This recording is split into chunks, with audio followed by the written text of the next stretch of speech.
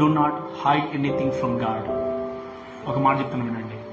ఈరోజు నువ్వు అనుకోవచ్చు, నా జీవితంలో నేను చాలా విషయాలు దాచిపెట్టుకున్నానులే అనుకోవచ్చు.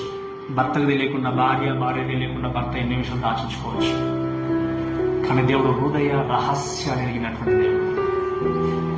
ఆయన కనబడని ఏది కూడా లేదు. ఈరోజు నీ ఒకవేళ భయంకరమైన పాపాన్ని కొనసాగిస్తున్నావు నీ హృదయంలో, ఎవరు చూడట్లేదు అనుకుంటున్నాను, నా భార్యకి తెలియదు, నా భర్తకు తెలియదు, నా పిల్లలకు తెలియదు, ఈవెన్ నా నీడ కూడా తెలియదు అనుకుంటూ బ్రతుకుతున్నాను.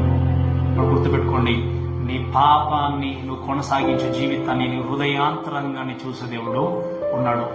ఆయన నుండి ఎవరు కూడా తప్పించుకోలేరు.